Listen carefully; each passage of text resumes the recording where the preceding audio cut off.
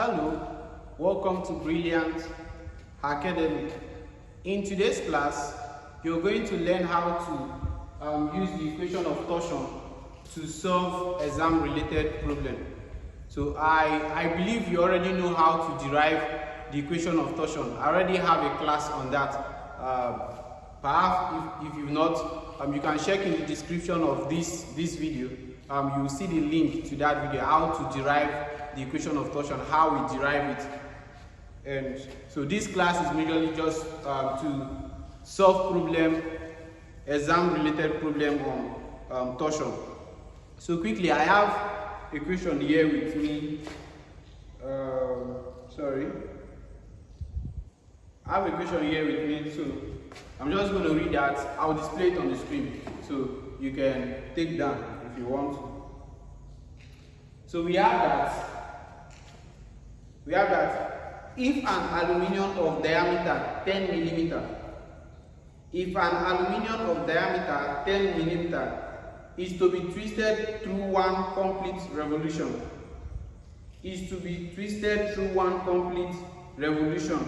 without exceeding a shearing stress of 60 meganewton per meter squared, without exceeding a shearing stress of 60 meganewton per meter squared.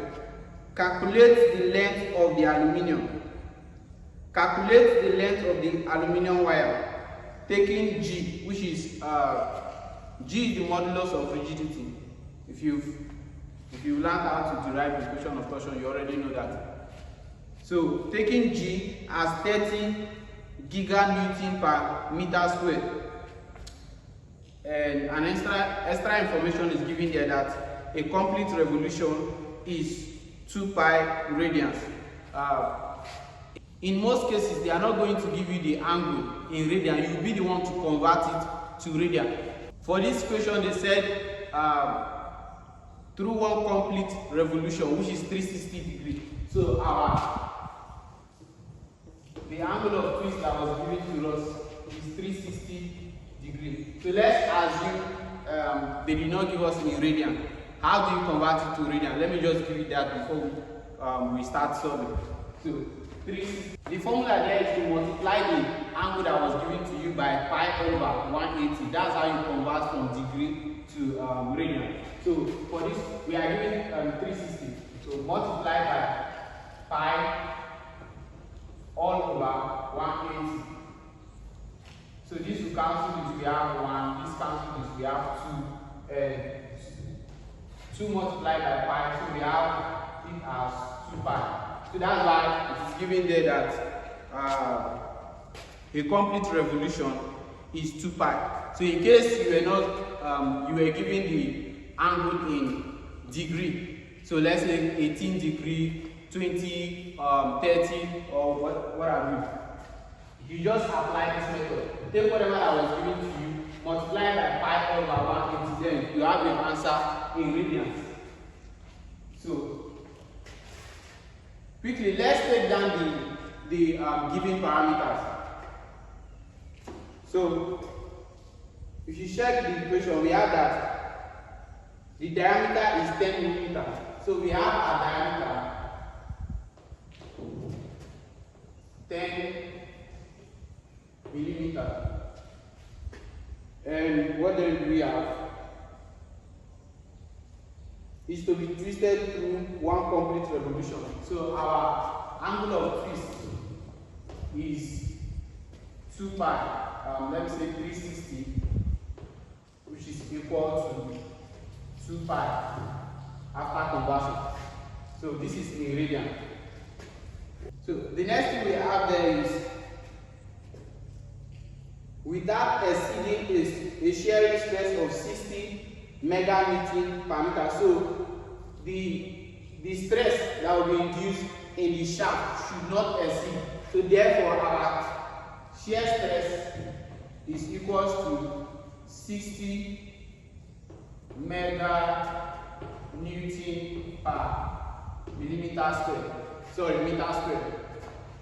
And then we are giving G. We are giving G equals to 30 giganewton per meter square. So what are we asked to find is the length of the shaft. So L, we don't know, we don't know what is L, and that's what we are looking for. So first thing to do was, when you want to solve any equation under torsion, is to write down the formula. You write down the equation. So we have that the torque all over polar moment of the shaft is equal to the modulus of rigidity multiplied by the angle of twist all over the length of the shaft, and this is equal to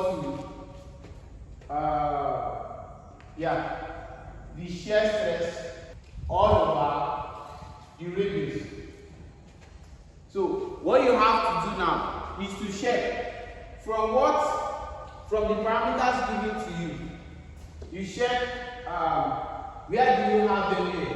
So from that you'll be able to know which part of the equation you are going to use. So looking at this, we are given diameter. Diameter relates to radius. So indirectly we are given radius. We are given angle of twist. This. So I'm just going to mark them out so that so you know which of them to compare and use. So we are given diameter, we are given angle of twist, we are given modulus of rigidity, we are asked for length, and what else? Okay, the shear stress, which is this. So looking at this already, you know that this is what you are using. So depending on the equation that was given to you, it's possible that there is an equation that will be given to you that what you need to use is this part of the equation and this part of the equation. So you equate both of them. And there are other rare cases where you will have to rearrange the equation in order for you to get the two equation you are going to use in solving. So let's say for instance we are not giving modulus of rigidity, but we are giving the polar moment of the shaft. We can take polar moment of the shaft this way and bring back modulus of rigidity. So we now have polar moment of the shaft multiplied by the angle of twist all over the length equals to this, and you start solving. So but looking at this equation, we can make use of this. So we have, let me just write it down. We have the polar moment, the modulus of rigidity multiplied by, let me just write it down.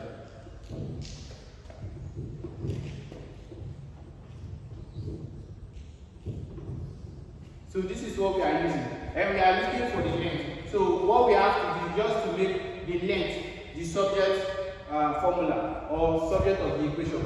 So we have, so let's cross multiply. If we cross multiply this, we have that G multiplied by the angle of twist multiplied by radius is equal to the shear stress multiplied by the length. By the length. So we can say that this is equal to this. Just swap position, take this to this side and take this to this side. So we have that the shear stress multiplied by the length is equal to the modulus of rigidity multiplied by the angle of twist and the radius. So making L subject of the equation, we have L is equal to this all over. We just take this to this part.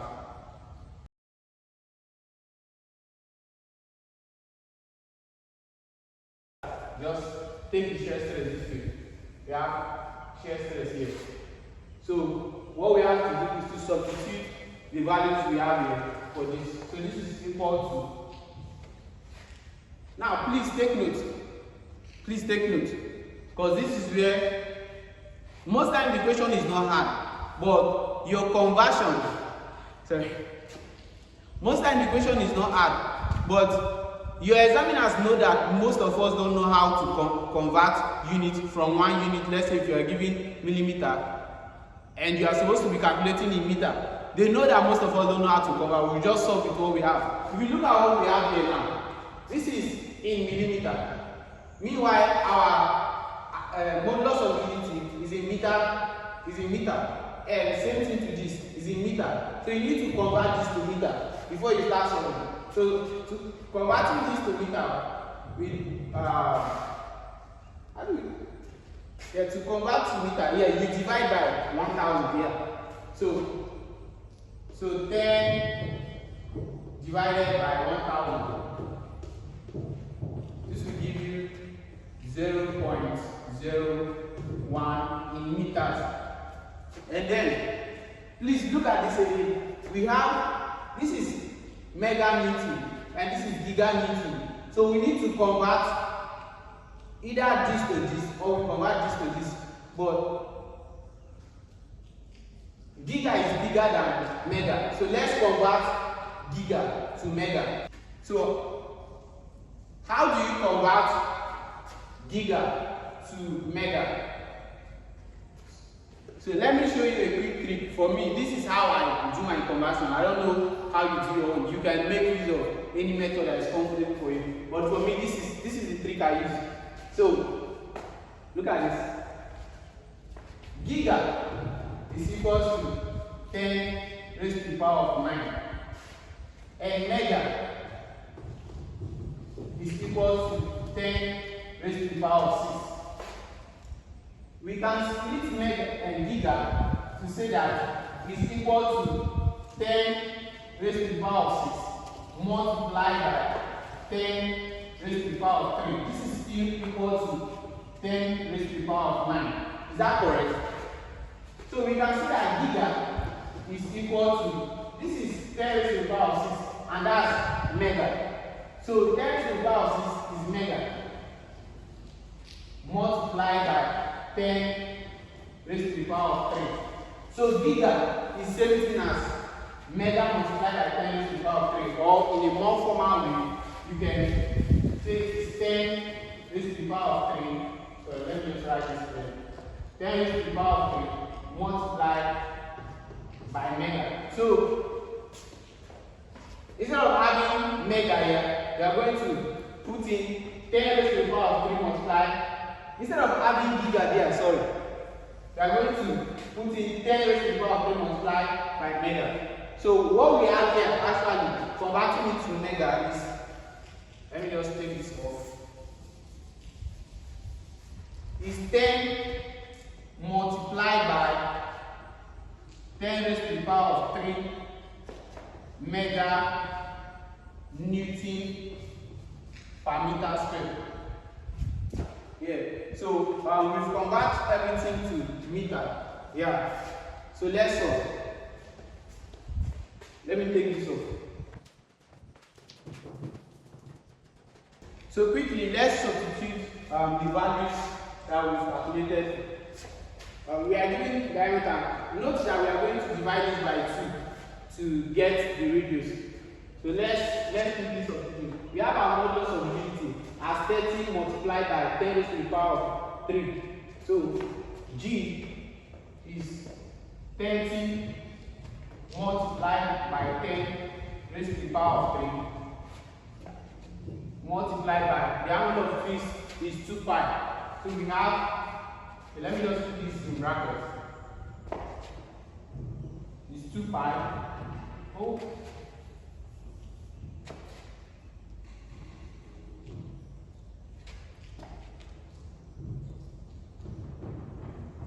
2 pi. So what next? The radius, yeah. So the radius is the diameter divided by 2. So we have 0.01 all over 2.